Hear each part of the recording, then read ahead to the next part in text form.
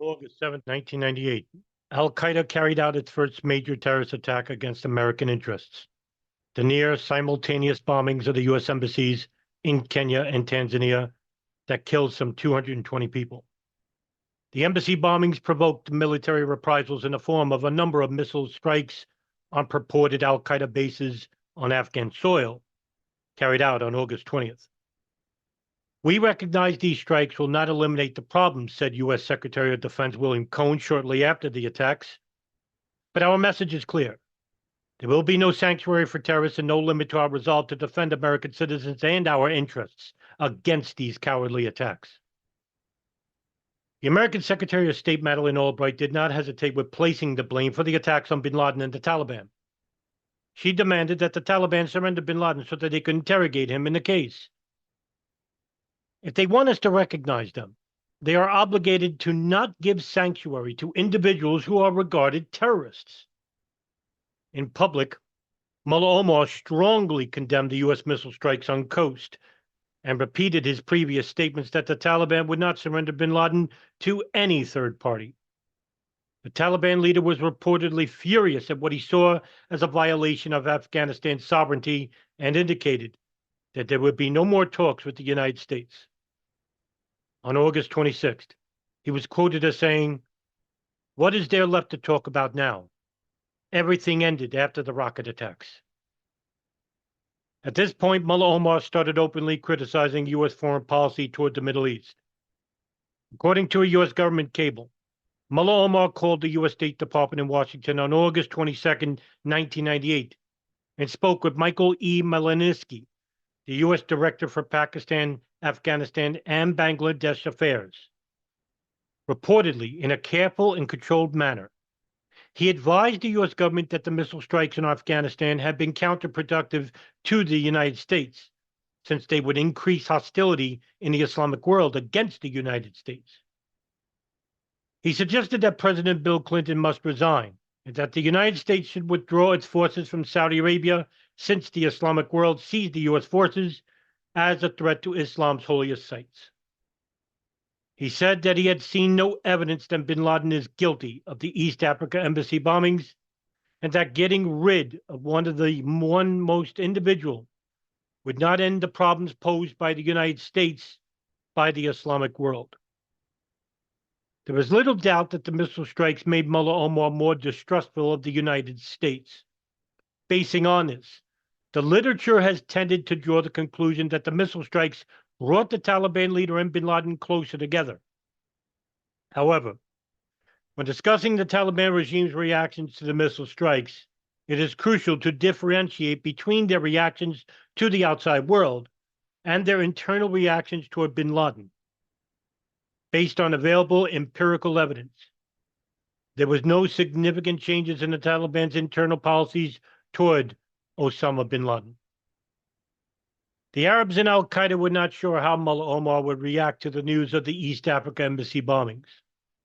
Only a few hours before the missile strikes, bin Laden was gathered with a group of Al-Qaeda members and other Arabs in Kabul.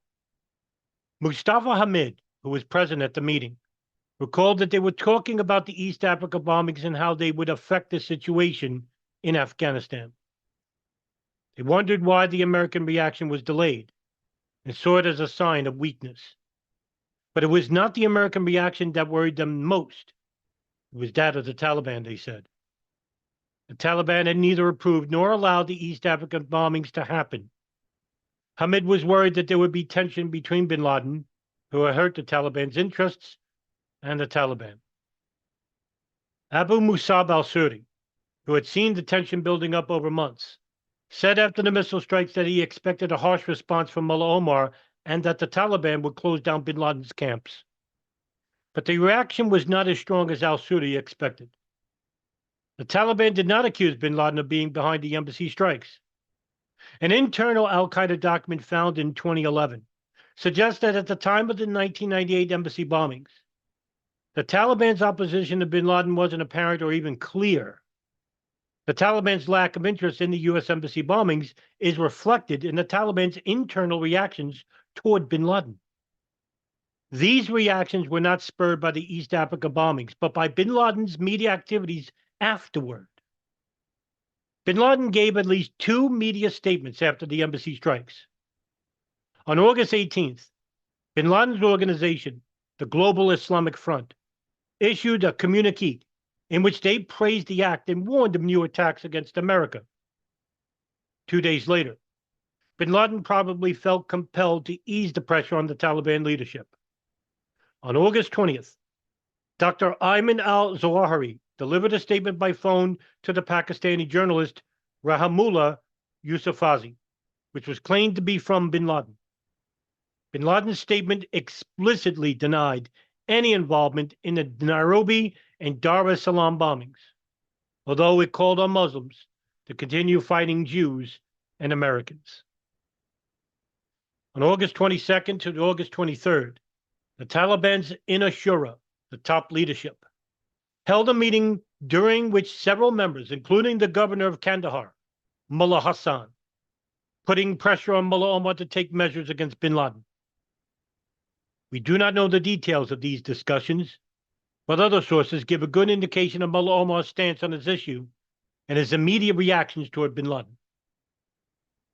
Sources confirmed that Mullah Omar was not so much troubled by the terrorist attacks in East Africa as by the fact that Bin Laden was issuing statements without his permission. Pakistani newspaper, The News, quoted Mullah Omar as saying after the strikes, "It is impossible to have two distinct and parallel emirates in Afghanistan. We have a central authority that is led by the Taliban and it should be obeyed." The article was written by Rahimullah Yousafzai, who allegedly spoke with Mullah Omar by phone on August 23rd. Same article said that Mullah Omar had sent a delegation of Bin Laden asking him to show restraint and leave it to the Islamic Emirate of Afghanistan to take the required measures to defend itself and give an appropriate answer to the U.S. attack on its soil. Initially, Mullah Omar reacted to Bin Laden the same way as he had done in the past, by sending him a letter asking him to stop issuing threatening statements. On August 25th, a Pakistani news agency, Wiklat al-Unha, used by the Taliban, quoted Mullah Omar as saying from his headquarters in Kandahar, quote, "I sent a letter to Bin Laden yesterday in which I clearly asked him to not issue military and political statements against anyone from our soil. Osama's hostile remarks against the Americans given from our soil angered me, and I stressed to him that he shall not do that. Bin Laden broke his pledge to not use our soil to issue such statements, after I previously had forbidden him to do that." End quote. The account of Mullah Omar's letter is substantiated by al-Qaeda's internal documents. In September of 2000, an al-Qaeda member was jotting down the main points of a speech Bin Laden was giving to a group of members. The topic of the speech was the history of the jihadist movement. The Mujahideen struck at a time when many of its leaders had surrendered from armed struggle, the notebook reads. In the context, the statement probably refers to the de-radicalization process taking place in Egypt from 1997 onward, during which a large number of Egyptian militants, in particular members of the Gamma Islamiyah, refrained from violent activity.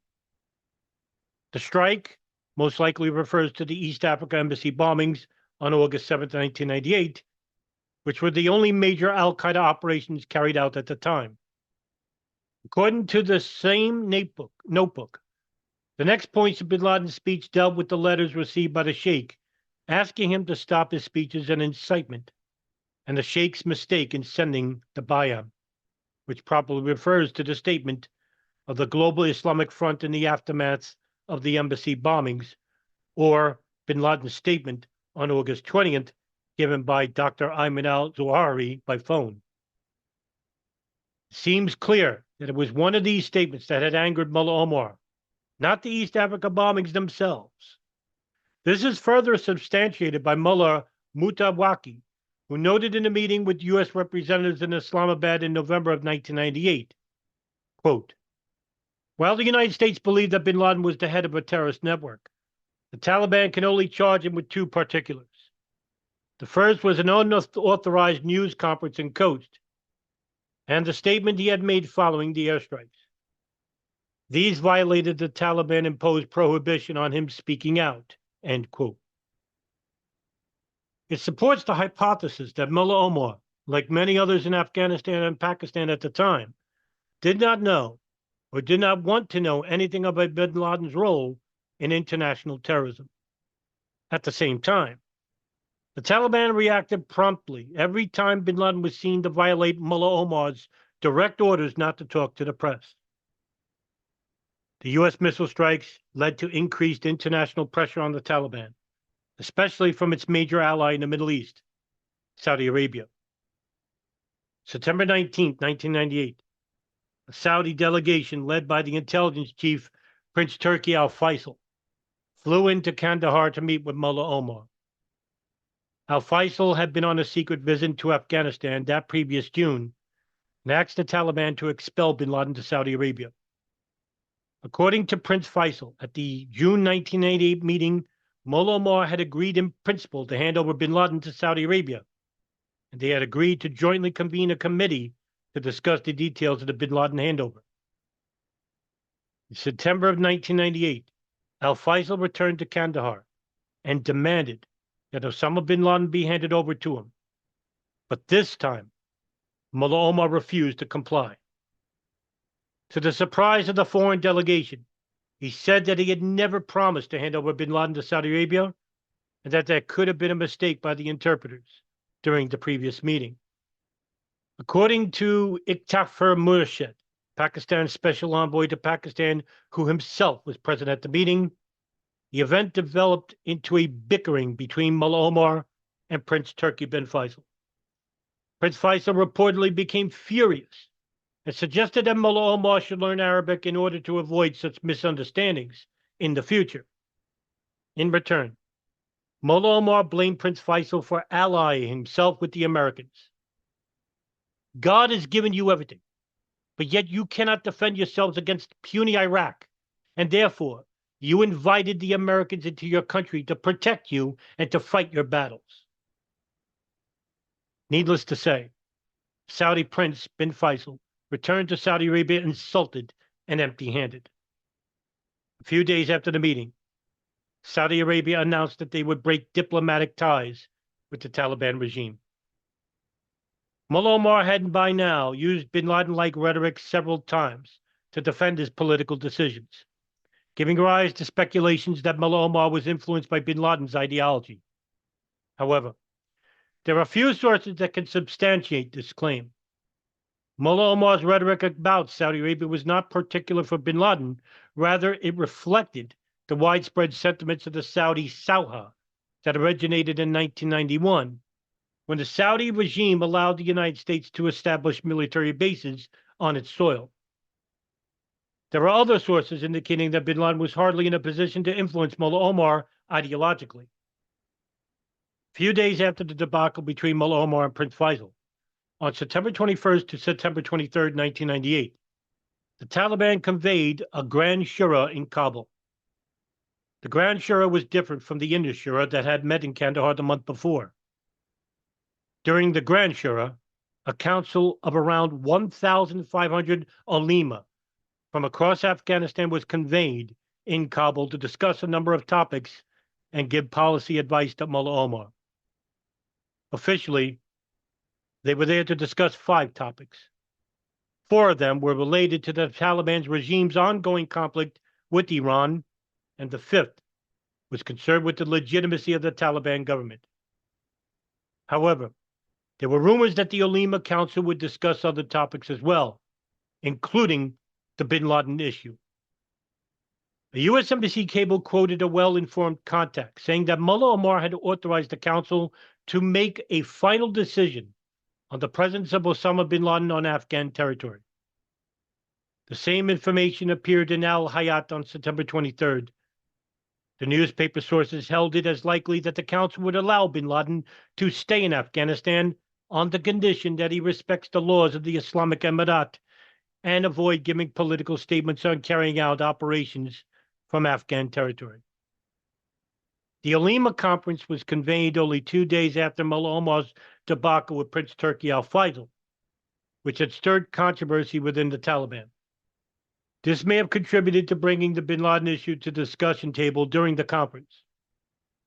Taliban's prime minister in Kabul, Mullah Rabbani, was reportedly frustrated with Mullah Omar for causing a diplomatic crisis between the Taliban regime and Saudi Arabia. It is likely that the event had led to a renewed debate concerning bin Laden's status in Afghanistan. Sources from inside the Arab community in Afghanistan had confirmed that Mullah Omar convened an Ulema council to discuss the fate of bin Laden. Captured documents give further indications that bin Laden issue was brought up by the Taliban for public discussion after the U.S. missile strikes. A booklet printed by the Taliban's Ministry of Education in late 1988 contained a number of essays written by Afghan, Pakistani, and Arab intellectuals discussing the status of Osama bin Laden in Afghanistan. They argued from religious, legal, and political points of view that bin Laden had the right to receive protection by the Taliban in Afghanistan. The lineup of authors include theologians such as the Pakistani Mufti Abdul Rahim, the deputy leader of Al Rashid Trust, but also various Afghan professors in economy, law, and political science. Documents indicate that the Taliban's decision to protect bin Laden after the U.S. missile strikes found acceptance far outside Mullah Omar's inner shura. In other words, it was not a decision by a small fundamentalist faction within the Taliban. This perspective has rarely been presented in existing literature on Afghanistan. Part of the reason for this is probably that a few Afghans after 9/11 would be willing to admit they supported the Taliban's decision to host bin Laden in the 1990s. We do know if Mullah Omar actually authorized the Shura in 1998 to make a final decision on bin Laden's status. But we know that after the day after the Shura's last session, on September 24th, Mullah Omar sent a fax to the U.S. government saying that the Taliban regime will not and cannot change its policies as they are based on Islam. The tone of the letter is uncompromising. Quote, "Our policy is clear. It's Islamic policy. We cannot change it. It is not up to us to change it. We have no power or authority to change it. Almighty God has obligated us to follow this policy. If you have objections to our policy or our deeds, or if you call it un-Islamic, that is not right. All Muslims of the world agree that this is Islamic. But if you still believe that it is not Islamic, then we cannot try to convince you," end quote. Although it seems to leave room for some dialogue, then we could try to convince you. The tone of the letter differs noticeably from Mullah Omar's phone conversations with the U.S. State Department a month earlier. In the phone conversation on August 22nd, he had defended his decision to protect bin Laden, saying that he had seen no evidence of bin Laden's guilt. In the September 24th letter, he did not explicitly defend bin Laden, but only referred to the fact that the Muslim people think that bin Laden is not guilty. Muslims believe that the Osama bin Laden issue is just an excuse made by the United States, and that this is harming the United States. In the last statement, the question of evidence and guilt was not mentioned at all. Instead, Mullah Omar emphasized that the Taliban's policies are unchangeable since they are based solely on Islamic law and the will of Muslims. It appears as if the question of bin Laden's guilt had been rendered irrelevant. One possible interpretation of these events is that the Ulema Council in Kabul did indeed rule that bin Laden cannot be expelled to the United States, and that Mullah Omar is conveying this view to the U.S. administration in his September 24th letter. This would at least explain the uncompromising tone of the letter. Meanwhile, there was an internal battle within the Taliban concerning how to cope with bin Laden. The question was probably not so much whether to expel him to the United States, as this would be a highly radical step to take at the time, although several Taliban officials expressed that they wished bin Laden out of their country. As discussed earlier, the Taliban was in a difficult position because a number of religious scholars in the region had already sanctioned bin Laden's political agenda. As a compromise, several Taliban officials started pushing Mullah Omar to take measures against bin Laden in order to restrict his activities while residing on Taliban-controlled territory. Maulali Wakil Ahmad Mustawaki also called for increased restrictions on bin Laden's activities and hoped that this would eventually cause bin Laden to leave of his own free will and thus save the Taliban from the awkward position it found itself in. In a meeting with U.S. officials on November 28, 1998, Mutawakkali said, quote, "There appears to be two ways to deal with the problem. One would be to expel bin Laden by force, which would cause internal problems for the Taliban. The other would be to restrict his activities in such a way that he would decide to leave on his own volition, as this was being done. This was what the Taliban hoped would result from their current policy," end quote. During the autumn of 1998, bin Laden made efforts at appeasing the Taliban leadership. At the end of August 1998, Mullah Omar received a written promise from bin Laden that he will not carry out attacks against any other country. Also, bin Laden started praising the Taliban leader publicly and privately. In November 1998, he wrote letters to several Deobandi scholars in Pakistan, asking them to support the Taliban regime and incite the Pakistani people to fight for the Taliban, although he also promoted his anti-American agenda in these letters. At the end of 1998, Mullah Omar was still reluctant to impose harsher restrictions on bin Laden's media activities. But after a series of fatal interviews in December that year, even Mullah Omar agreed that there could be no more interviews with bin Laden.